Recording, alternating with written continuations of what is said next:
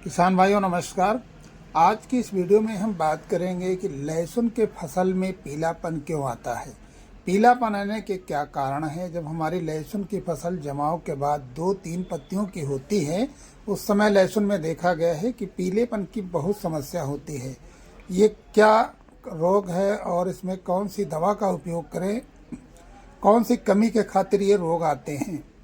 तो किसान साथियों, इस वीडियो में हम इसी पे चर्चा करेंगे और बताएंगे कि लहसुन में पीलापन आने से पहले हम कौन सा इलाज इसका कर सकते हैं, यह पीलापन आ गया है तो इसमें हम कौन सी दवा का उपयोग कर सकते हैं जिससे कि हमारे लहसुन का पीलापन तुरंत ख़त्म हो जाए और अपनी फसल जो है बेहतर तरीके से चलने लगे।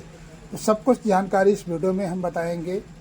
वीडियो पसंद आए तो वीडियो को लाइक और चैनल पे जो हमारे किसान भाई पहली बार आए हैं, चैनल को सब्सक्राइब जरूर करें ताकि लहसुन के संबंधित या अन्य फसलों के संबंधित जो भी जानकारियां हैं सबसे पहले आप तक पहुंचे। किसान साथियों, बात करेंगे लहसुन में पीलेपन की जो समस्या है, ये ज़्यादातर खेतों में देखने को मिलती है और इससे हमारी फसल बहुत प्रभावित होती है। यहाँ पे देखा गया है कि जब लहसुन जमाव के बाद जब 3-4 पत्तियों का होता है, उसके बाद धीरे धीरे करके पत्तियाँ पीली पड़ती हैं और पौधे का जो है ग्रोथ बिल्कुल रुक जाता है। पौधे का जब ग्रोथ रुकेगा तो आपको ये लगेगा कि हमारा पौधा बिल्कुल सूख रहा है, डैमेज हो रहा है। तो इसमें सबसे पहले हम अपने पौधे को एक उखाड़ के देखते हैं तो हमारे पौधे की जो जड़ें हैं, जड़ें बहुत कमज़ोर हो जाती हैं और जड़ों में सड़न गलन की समस्या आ जाती है, जिससे कि हमारा पौधा अच्छे से भोजन जो बनाना चाहिए वो भोजन नहीं ग्रहण कर पा रहा है और हमारे लहसुन में पीलापन धीरे धीरे करके आता चला जाता है। अब यहाँ पे हमारे कुछ किसान भाई पानी लगा देते हैं और उसके बाद में कहते हैं कि हमारे लहसुन में पीलापन ज़्यादा हो गया है। अब इसमें हम क्या करें। किसान साथियों, जब ऐसी स्थिति होती है तो अपने लहसुन की जो जड़ें हैं वो सड़न शुरू हो जाती है। एक तरीके का जो फंगस है जड़ों में लग जाता है और जब आप पानी लगाते हैं तो फंगस नमी पाने की वजह से थोड़ा तेज़ी से अपना प्रभाव डालता है। इससे फसल बहुत तेज़ी से डैमेज होती है। यहीं पे किसान साथियों, इसके बचाव के लिए हमें क्या करना है।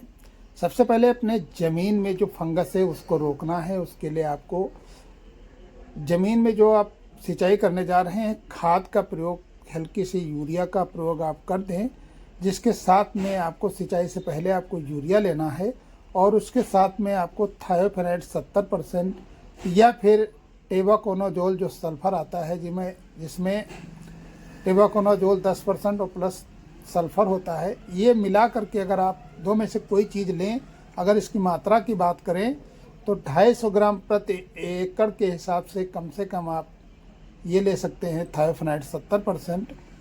और अगर आप डालना चाहें तो अगर आपके में रोग ज़्यादा है तो आप 500 ग्राम तक थायोफेनाइड 70% 1 एकड़ के हिसाब से ले सकते हैं। अगर कुछ भी रोग नहीं है तब भी आप कम से कम 250 ग्राम यानी 250 ग्राम प्रति एकड़ के हिसाब से थायोफेनाइड आप किसी भी खाद यानी यूरिया वगैरह में मिला करके आप डाल सकते हैं। अब टेबाकोनाजोल की अगर हम बात करते हैं तो कम से कम 1 किलो टेबाकोनाजोल आप लें, जिसमें आप इसको यूरिया में मिला करके डाल दें, जिससे कि आपकी फसल में जैसे सिंचाई करेंगे तुरंत आपका जो पौधा है ये जो फंगस है उससे बच जाएगा और आपकी फसल बहुत अच्छी चलने लगेगी। यानी फंगस ख़त्म होते ही पौधों में जड़ों का विकास होगा और पौधा आपका एकदम तेज़ी से हरा भरा हो जाएगा और फसलों की जितनी जड़ें यानी पौधे की जितनी जड़ें आगे विकसित होती चली जाएंगी, पौधा उतना भोजन बनाएगा और आपका लहसुन का पौधा बहुत अच्छे से चलेगा।